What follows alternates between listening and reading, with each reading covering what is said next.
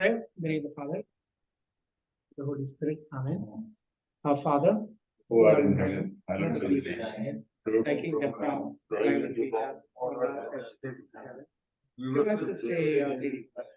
Forgive us our trespasses, as we forgive those who trespass against us. And lead us not into temptation, but deliver us.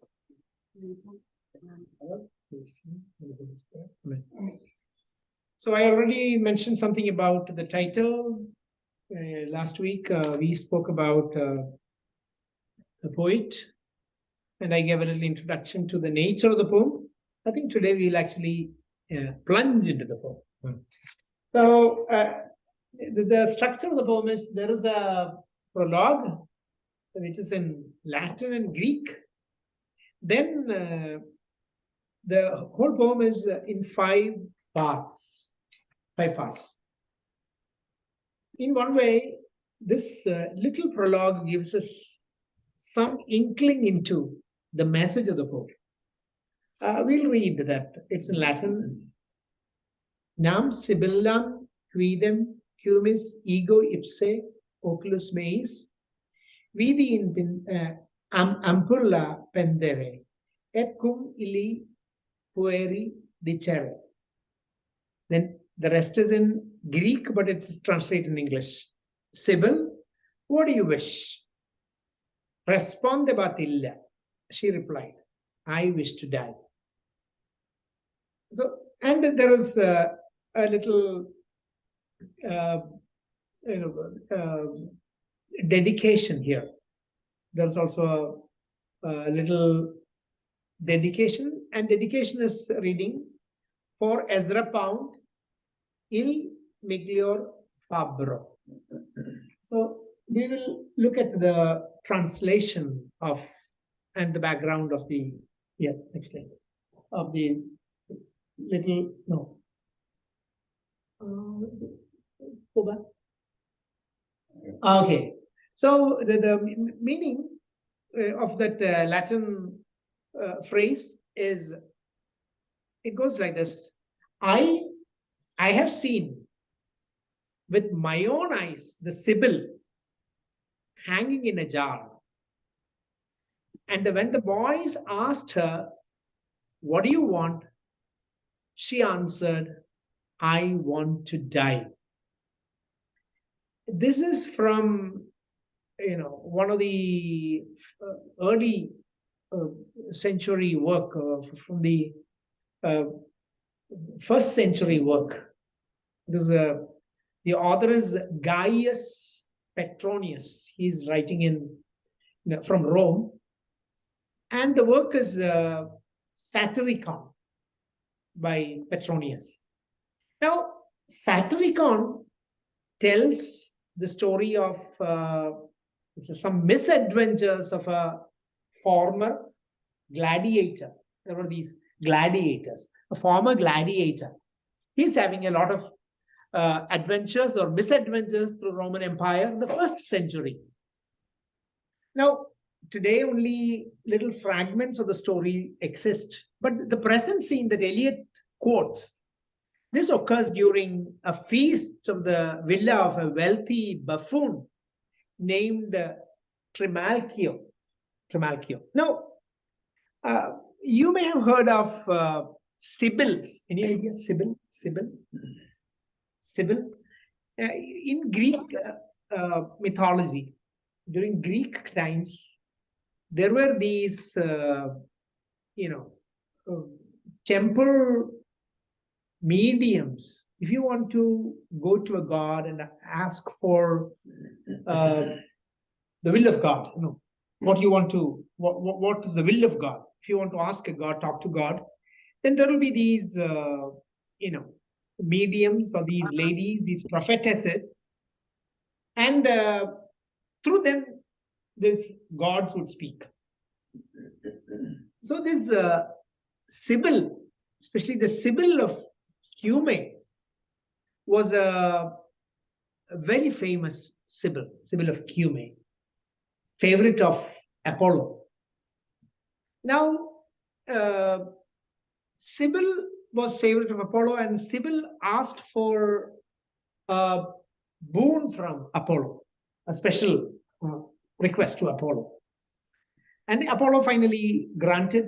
We have in all these old mythical stories, you meditate and finally you ask for. Actually, it is like, these when you write an examination and you have a shortcut. It is the same way. Actually, life has to be lived properly. But then these actually asking for boon is a shortcut. Sometimes you please a God and you get a shortcut. You don't want to go through the proper life. So she asked for a boon. And what's the boon? She takes the handful of sand, and she wants to live life as many as the sands that she's gathering. That means endless life, long life. That's what she asked for. So she asked for endless life. Now she has grow old, very, very old. When becoming old, you shrink. She's now like a curious bird, and she is put in a, where is she? She's in a jar, like a little cage. So he's saying, so I've seen with my own eyes Sybil. Now Sybil, this great mystic, the great prophetess, she is in a cage now. She has become old. She's the most blessed because she has an endless life. But then she's so fed up with life now. She's not dying. Her problem is that she cannot die now. So when boys, she's now maybe like in these temple or these church premises, you have certain exhibits during festivals. So they come and ask you. You can ask anything. The Sybil will tell you. But now they are coming and asking the Sybil, what do you want now? Because once upon a time, you wanted something. What did you want? At that time, you wanted endless life. But what do you want now? She says, I want to die. What was the problem? Where did she go wrong? Come on. Where did she go wrong? What should she have asked? That's the big question. Yeah. Everyone wants long life. Endless life. What should she? Maybe she should have asked for I want to live till I wish to die or something like that. Okay. Something like that. Siju? Problem is that she took the sand. Yeah. Or It maybe, is so boring. sand is not boring. No. Oh, that's only one, no? Or she could have asked for like 200 years of life. Endless life. Anyway. Yeah, I think she should have asked for, instead of happiness Yeah. and contentment. Just take Yeah. some sugar and say, I want sweet like this. It is like, one of the classic stories we have is where, Vishnu or whoever the goddess of wealth is, she Yeah. appears and this man asks, like, I want to make everything gold. Yeah, good. Again, become problem. Yeah, he kept on making things gold. He cannot eat anything. Everything he touches. King Midas. Midas, that is all. I think at least she should have asked for, long youth. Endless youth she should have asked. Yeah. But And- still, even you, if it is endless, Yeah, it will get boring. it can become boring. Very Yeah. true, very true. You will Yeah. see your loved ones grow old. It's such a misery. So, Others will say that Yeah. nobody is going to marry me. You need to make friends every year, brand new friends. You need to But accustom. You need to get used to the new generation. It is too I hard. know. Now to have the Gen X and Gen Z. An old man speaking. I asked a young woman before, unmarried young woman, what do you want? Yeah. I want to die. I know.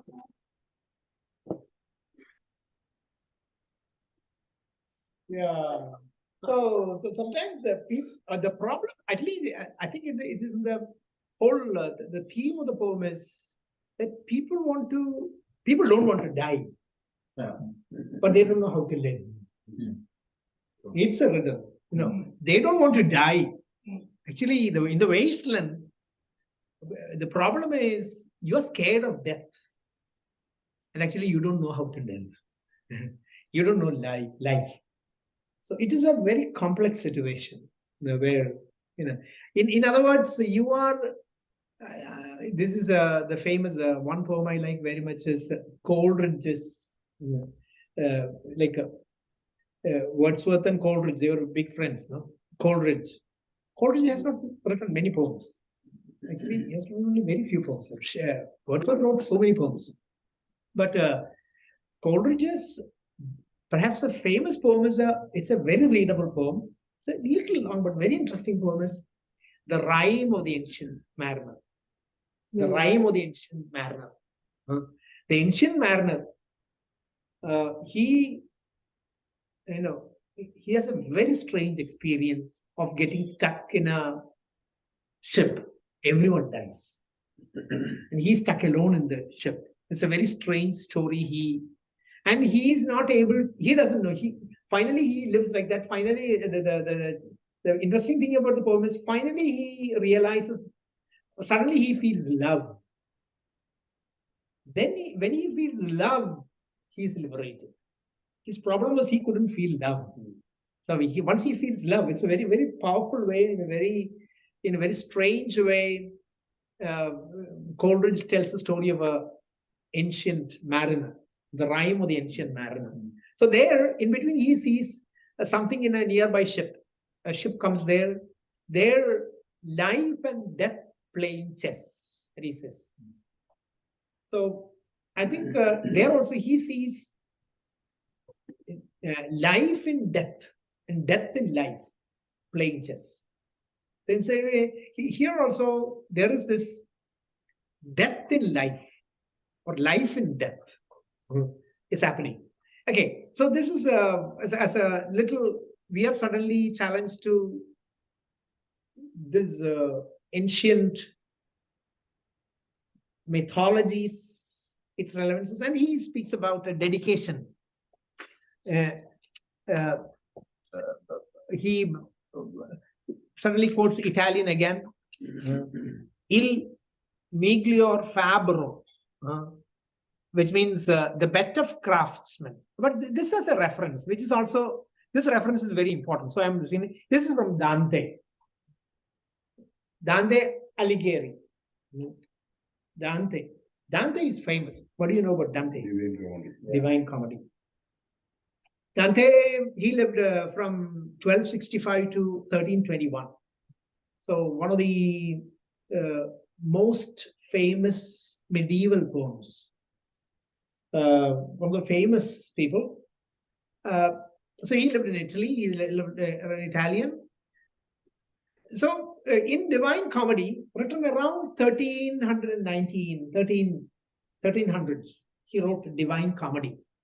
Comedy only means not funny story, but comedy only means nice ending, good ending. That's only comedy. So Divine Comedy, that's how it was named. Divine Comedy, where he descends, he experiences he narrates his own experience. He descends through hell, purgatory, and heaven. And these three parts, the three parts, or canzoni. Three canzoni are named also Inferno, hell. Purgatorio, purgatory. And paradiso, paradise. So hell, he walks through, and his guide is the famous Italian poet Virgil. Virgil lived from in BC, 70 to 19. Virgil lived. So Virgil was his guide, and Virgil leads him through, and he narrates, and he meets so many contemporary people. All these people around his time he meets. And in between he meets actually one of the very interesting poets. And he calls him Arnauld Daniel, one of the, and he says he's a better craftsman. He says he's a better craftsman compared to me. That's what Dante says. This is in his Canto 26. And now T.S. Eliot is using the same phrase from Dante, but he is talking about one of his contemporary poets who helped him much. And he's none other than Ezra Pound. He's referring to Ezra Pound because this was even much longer a poem. It is Ezra Pound who edits, and he's one of the greatest leaders of this modernist movement, Ezra Pound. So he's referring to Ezra Pound. He's dedicating this to Ezra Pound, and he calls him a better craftsman. Here we go into the poem. Now, okay, it has got 5 parts. Like some of these musical movements, many of these classical musics, they've got 4 or 5 movements. Or even some of these great tragedies, they've got 6 acts. So this is a grand plan. And it begins with the burial of the dead, game of chess, fire sermon, death by water, and what the thunder said. It is the 4th one, death by water, is quite brief. The others are pretty long. So these are a 5-part movement we have. Now we go to the poem itself. And it starts, even the starting is quite arresting. April. Now, the burial of the dead, we are familiar with it. Actually, for him, it's Anglo-Saxon or Anglican. The book of funeral is entitled as The Burial of the Dead. The book, The Burial of the Dead. Suddenly, we are reminded of all the Liberame Domine. You are not familiar, no? The old Latin, the Latin songs, no?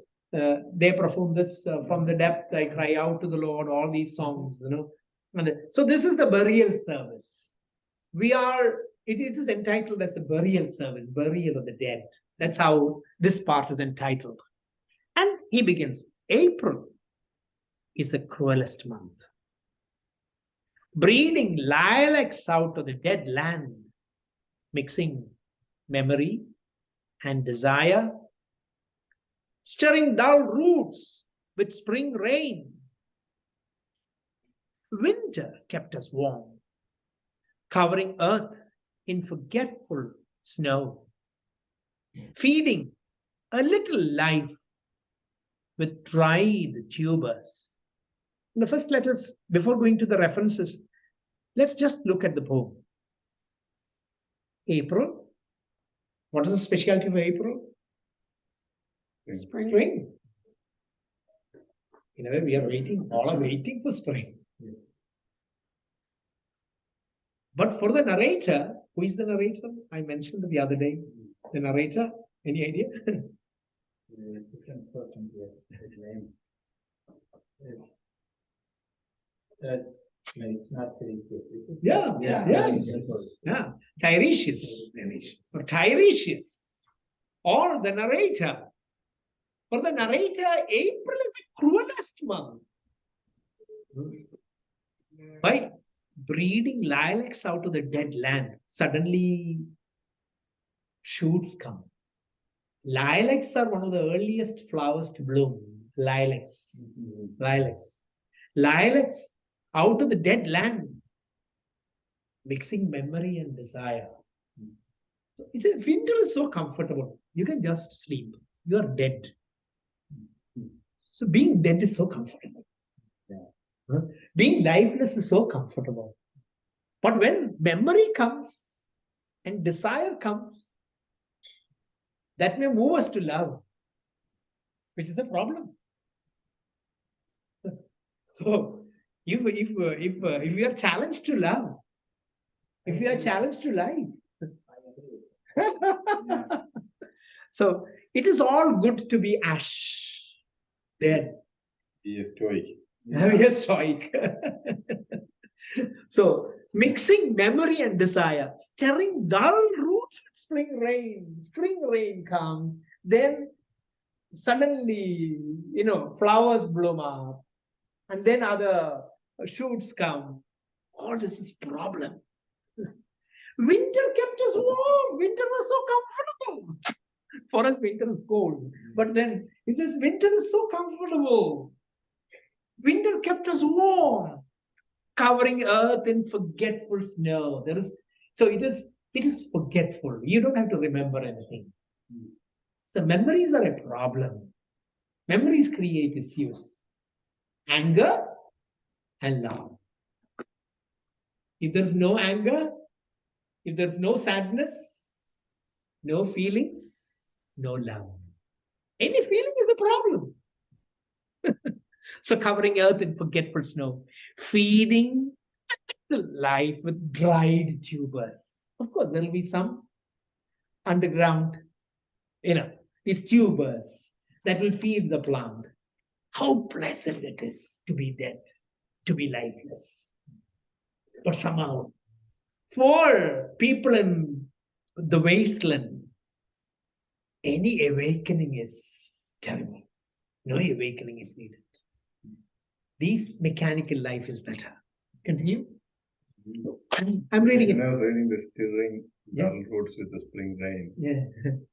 I had the memories of after the winter dull roots in Chicago, the snow coming in and after the snow, that rain is ugly. The first rain is I know. ugly. It's I know.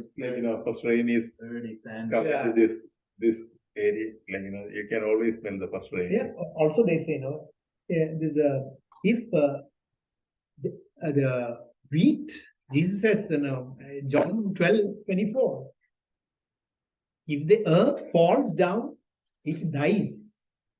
It becomes dirty. But they say in these pyramids, 3,000 or thousands of years of old wheat are remaining there, pristine and beautiful. Yeah. So suddenly it falls to the earth and then it dies. It becomes dirty. And then life comes all messy. But then if it is just, dead, it's so beautiful. I had a patient today and that line, winter kept us warm, covering earth in forgetful snow. So he's 85. He has dementia. He's slowly, you're actively seeing him, week by week, having more and more dementia. His wife brought pictures of him as a bodybuilder. He's very fit, very athletic, And I'm looking at this picture and looking at him. So he's losing his memory. So I have more sympathy if he has memory of this, right? If he knows what he's going through, there's a sadness that I have for him as well. But as this disease progresses, he's less affected by it, and therefore the practitioner as well. So it might be a good thing. The more he forgets, just rhetorical, but it's quite interesting. Yeah. Forgetful snow. Yeah, there are some of the references. He has got all these are packed with references, perhaps every line, but some of the significant ones only I refer. One is the burial of the dead, is one of the rites of the Church of England, as we already mentioned. Then when April is the cruelest month, suddenly those who are reading literature will remember one of the most significant, earliest poems of modern English literature. That is the Canterbury Tales by Geoffrey Chaucer. Canterbury Tales is, any idea what it is? It's a very interesting tale, very interesting story. Isn't it not a type of a pilgrimage? Yeah, Yeah. people are going on a pilgrimage. So the narrator is also in the group. So they all gather in a tavern. And where are they going? They are going to the Canterbury Cathedral, to the tomb of Thomas Becket. So they had all these pilgrimages, famous pilgrimages. So first there's a prologue. So this is a typical, the old kind of a story it's interesting. There is a prologue. Then during the prologue, they are all gathering. April time, beautiful time. They are all gathering. So it begins with the April. So when April, then suddenly people will think, when that April, one that April with sure suit, Drachta mar hath first to the root, hath baked every wine in such liquor, of which were to endanger the flower. So this is the Middle Age English. So when in April showers, the April sweet showers, the cold of March was pierced to the root and bathed every root with such sweet water, through which that produced the beautiful flower, sweet flower. So this is the beginning of Canterbury Tales. And then what are they going to say? The people are gathering. There is a priest. There is a public woman. There is a nun. There is a knight. All these people are gathering, and they sit and they chat. And we say, now we are all going to go for this pilgrimage. How are we going to go for the pilgrimage? They are going to be story. Then they said, each of us will say a story. So this is a long thing in one after the other. Each book is one story by one person. This is a very interesting. This was the typical old kind of big epics, where we have Mahabharata, where one story after another it goes, no? Or we have this the spirit in Indian thing, Vikramaditya stories, Vikramaditya story, or even there's Arabic, Alif Laila, the Arabian Nights. All this is one story after another. So what we're saying is, in April, sweet and beautiful April has suddenly changed into the cruelest month. Okay. Also, I was reminded of Lilacs Whitman's famous poem, the American famous poet Walt Whitman. When Lilacs, his famous poem is When Lilacs Last in the Dooryard Bloomed. It's a very famous poem about Abraham Lincoln's death. Actually, Walt Whitman wrote 2 poems about Abraham Lincoln. Abraham Lincoln's death. This elegy is famous. Lilacs Last in the Dooryard Bloomed. If you study American literature, this poem becomes very famous. But there's another, maybe lighter poem, very interesting poem also. Any idea? Any idea about it? Oh, Captain. Exactly. Oh, Captain, you saw it. Oh, Captain, my Captain. Oh, Captain, my Captain. That also he is. So, in a very abrupt way, the burial of the dead begins. Then suddenly, from spring goes to summer. We don't know who is the speaker. But then there is suddenly summer surprised us. Coming over Starnberger Sea. Sir, what is Starnberger Sea? It will be late, I think. Where? In Starnberger. Sea is the lake. Yes. Seriously. Starnberger Sea. It's Starnberger Sea. So this is Munich, South Munich, where he is from. Yeah. I used to travel to Benedict Boyne. So near the Starnberger Sea, I used to travel by train. Last summer I was in, and then last year I was teaching in the university. Every week I used to travel by the Starnberger Sea, very famous tourist place, Europe. So I think summer surprised us. So summer came suddenly over Starnberger Sea with a shower of rain. We stopped in the colonnade. Colonnade, trees like, a lot of trees, a big garden of trees, like columns, no, like this pillars, colonnade, and went on in sunlight in the Hofgarten. Hofgarten? That is in Munich. Hofgarten. Garten is garden, no? Yeah, it's got. Hofgarten. So that's again in Munich. So this is the situation is in Germany. So I went in some light into Hofgarten and drank coffee and talked for an hour. Being a kind Russian, is it German? Which one? Bin Kar keine Russin. Okay, it is shortened form. It is actually Ich bin gar keine Russin. That means I'm not at all a Russian. So it's like a strong negation. It's not, I am not Russian. Gar keine means not at all. Not at all Russian, but Stamm aus Lithuanian, Lithuania. But I'm Lithuanian. Yeah. Echt Deutsch, a real German. so I'm real German. That's Not, what I think, Deutsch. So I'm Deutsch, not Lithuanian, and so somebody suddenly saying in German, no, I'm not Russian, a real German. And when we were children, staying at the Archduke's, my cousins, he took me out on a sled, and I was frightened. He said, Mari, hold on tight. And down we went.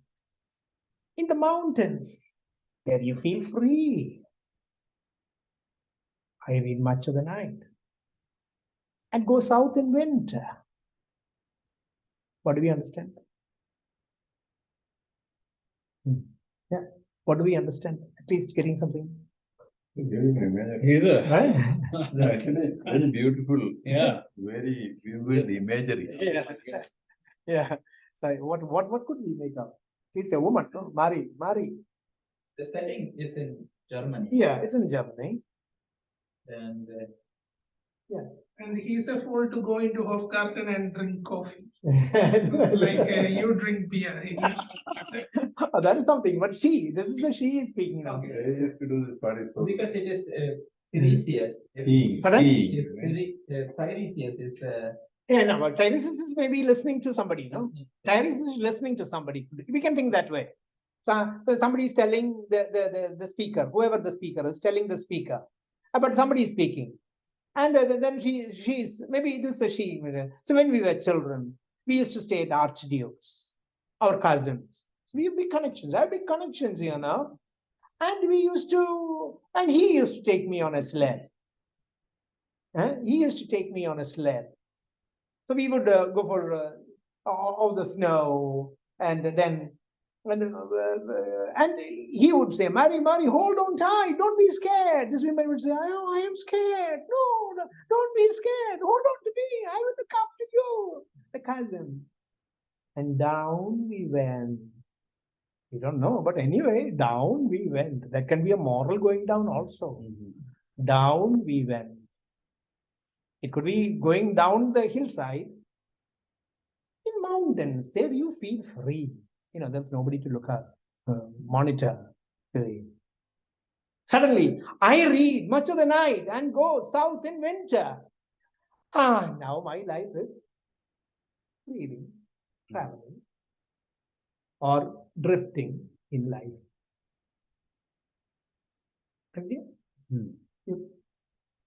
Some of the references. So Starnbergersee's lake near Munich is mentioned. Yeah. This line could possibly be an allusion to an event that occurred there in 13 June 1886. King Ludwig II of Bavaria, a homosexual and a companion, were drowned there under mysterious circumstances. It could be. Suddenly, the commentators are saying. Now, the other German line, no? I'm not Russian at all. I come from Lithuania, a true German. So this, whoever is saying, she is saying, the people who are asserting too much on, I'm not that, I'm this, my lineage, my blood. Suddenly there is some problem.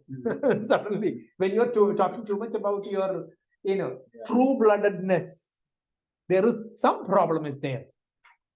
Then, now, T.S. Eliot himself speaks about this Austrian countess, Marie von Wallace-Lariche, whom Eliot had met. According to Valerie, Eliot's wife, the incident with the sled came from a conversation she had with Eliot. So something that's useful. Anyway, here suddenly we are speaking, we have so many images of moral degeneration in the wasteland. So many incidents we'll see. At least this Marie Lariche, one of the first incidents being narrated about how the wastelanders, sometimes when I speak about it, I also mention sometimes, these, in so many families, many of the sexual, problems begin with cousins. Because many teenagers or kids would trust their cousins, may not be open to the others, even physically become very close and get into some of the real, sudden, too much of a sexual involvement. This can happen. Sometimes, even counselors and others often mention that, Anyway, here, something happens in the life of this woman, which perhaps in the last line is an indication of how it impacts her life, of which a life of drifting aimlessness that finally, defines her life and somehow, that's how this. That story is very, I'm reading this whole paragraph, that story of Marie, it's kind of juxtaposed in there, but it's, for me itself, it's such freedom in that paragraph, in that little section where he's frightened, and it brings me back to my childhood where, that even that holding on to that, so the beginning is always tough, but then I feel such freedom. Of course, he's recounting his story, but in the mountains there you feel free. It's so contrary to all the negativity. I found that amazing. He's going into this childhood like state, and the sleds are used by children mostly, but a place where this person is feeling comforted. And then he goes back into life, right? Real life. I read much of the night. That's back to the present, right? Yeah, present, yeah. Today. It's just beautiful how he's. Yeah. We can name. Then suddenly there is a shift now. What are the roots that clutch? What branches grow out of the stony rubbish? Son of man, you cannot say or guess, for you know only a heap of broken images, where the sun beats and the dead tree gives no shelter, the cricket no relief, and the dry stone no sound of water. Only there is shadow under this red rock. Come under the shadow of this red rock, and I will show you something different from either your shadow at morning striding behind you, or your shadow at evening rising to meet you. I will show you fear in a handful of dust. Any quick thought comes, any quick allusions? Anyway, suddenly this becomes directly the narrator speaking. Before this, it was some incident, some story. Now here, suddenly the narrator is speaking now. Maybe looking at the wasteland, but what phrases jump up? Any references come to your mind?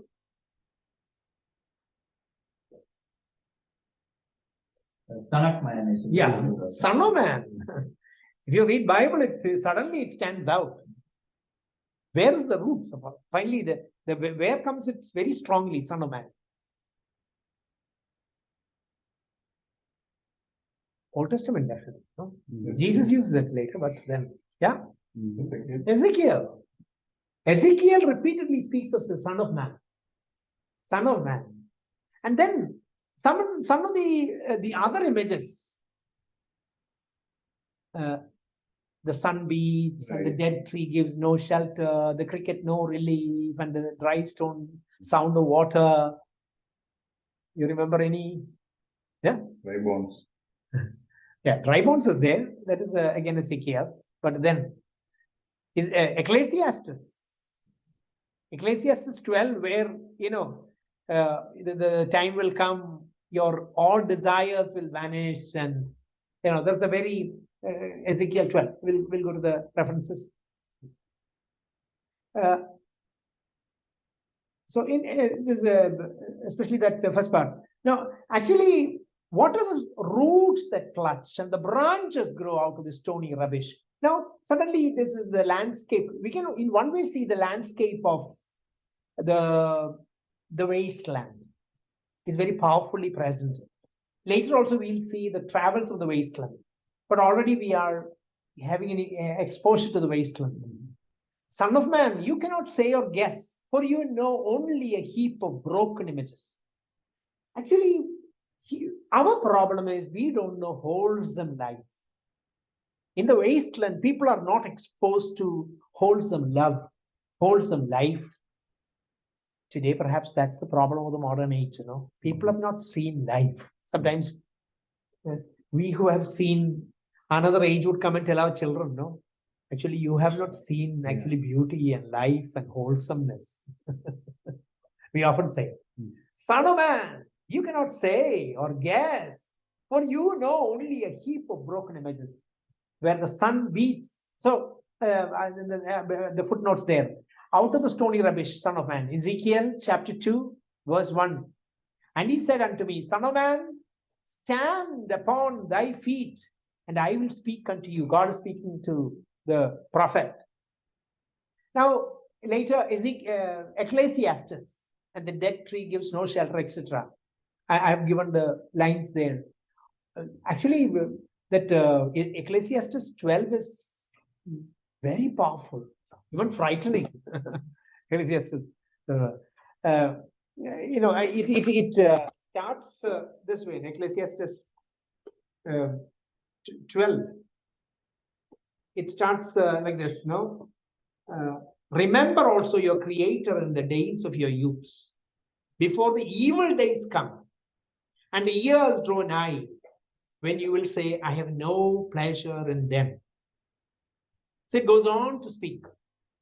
So Ecclesiastes, this is from, I have put there verse 5. And also, they shall be afraid of, and also when they shall be afraid of that which is high, and fears shall be in the way, and the almond tree shall flourish, and the grasshopper shall be a burden, and desire shall fail, because man goeth to his long home, and mourners go about the streets. Very image-packed chapter, Ecclesiastes 16. So he's suddenly calling us to these depths and dreary, deserted landscape. And then, yeah. So only there is shadow under this red rock. What can be the red rock?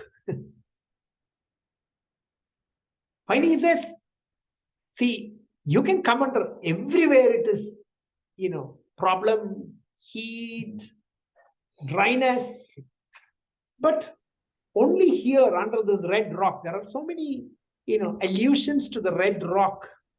There's one even from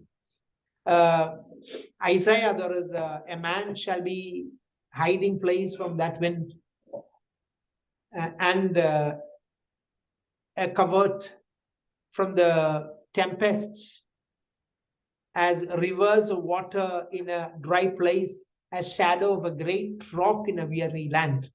But then when rock, what brings to our mind? For me, it brings church to my mind. Yeah, And Red Rock is like, you know, it's covered in blood. it's very true. So rock is Peter. Yeah. So rock is Peter. That's also even the. So there's shadow from this dreary, dry wasteland. There is only one shadow. There is shadow under this red rock. Come under the shadow of this red rock, and I will show you something different from either your shadow at morning striding behind you. If your shadow is behind you, where are you looking? Eastward. Your journey east is the place where salvation comes. When you are traveling towards the east, when you are young, when the day is young, shadow is behind you. But when it is evening, the shadow is long. The shadow is long. There are many poems that way. So evening, the shadows lengthen. So this is a time for me when the shadow is too long. So when I see all the youngsters here, for them, they don't see the shadow at all. Yeah, our young man here. Yeah. So I will show you something different from either your shadow. So it is not the enthusiasm of the morning or youthfulness, shadow in the morning striding behind you, or your shadow at the evening rising to meet you. Then the shadow will rise to meet you. But I will show you fear in a handful of dust. Very familiar for us. Yeah. Is the next week? The dust. Yeah, Ash Wednesday. Yeah, it is the Ash Wednesday. Fear in a handful of dust. Actually, I will show you fear of death. Very different from all these. From youth, old age, and everything. There is a remaining thing, that is this fear of death that is there remaining. I think we finished for the end for the day. I think we had past time, and we will continue next day. Yeah. Anything? Sorry. No, I was just wondering if it was an allusion to tombs. Yeah. You Two? know, Yeah. Red Rock. Yeah. Like in Petra and stuff like that, usually you would have tombs. So when I was reading it, I just imagined like the author like inviting you into under Finally, the rock where only the tombs tomb is the only place, is it? were. Yeah, and showing you death. Yeah. Yeah. This was one of my prayer hour in the 30-day retreat during the Passion and the Jesus coming and taking me to a very beautiful land, passing mountains, very greenery. Then making us all these trees, land, everything dries out. All the rivers dry out. Everything become a wasteland. Okay. And I faint. Yeah. And then he comes with the bread and water and wake me up. Like it's a very, very imagery filled. He comes, then he kills and that you get it, then all this plant. Grows up. Yeah, The spring, resurrection. No, actually, it yields to variety of interpretations, no problem. But anyway, this reference comes again later. There is shadow only under the red rock. This again, the same line is repeated, I think in the third or third or I don't know, the fifth. Again, it is repeated. The relief is there only under the red rock. Hope is only under the red rock. Because in this wide, dreary land, hopeless land, a land of broken images, there's only one place. So it is, yeah. Suju, Yes. any thoughts? Suju? Yep. I was looking at the contrast, like from the mountains where life was so free and joyful, immediately that shift into the Yeah. Suddenly the shift, Yeah. that is Yeah. normal life. For sometimes we think everything is so beautiful, so lively, and so enjoyable, and then you hit into a rock, or you hit into something that is very unexpected, and then you get the reality of your life. So this is like both sides of life. Yeah, very beautiful, very beautiful. So it's a rude shift, isn't it? It's a very rude shift. I think expanding on that idea, I think the same goes for growing up also. Yeah. Mary was talking about how she was free, she was joyful when she was a child or when she was young. Yeah. So she then says, yeah, now I am spending most of my nights reading. So she is not contented with that. But it's, I think the shift here also represents the shift in life also. Like when we are young, we are free to do a lot of things. We are joyful. We don't much care much. And then suddenly reality comes. We are looking for this red rock to, rest our head or to find some. Yeah. Okay, I think we have crossed the time. We will next day. I think I want to finish the first part. Hoping and praying. It is not easy. Like it is a. It's okay to take time. I think it's okay to take time. We are not in a semester. Finish the lesson plan to complete and an exam to take. I hope we will have an exam. Yeah. We are this semester. You're getting credits. For us. No, the thing, even take more hours. That's what I'm saying. I'm with them. Yeah. I agree. Okay, thank you. Okay, Good night. then.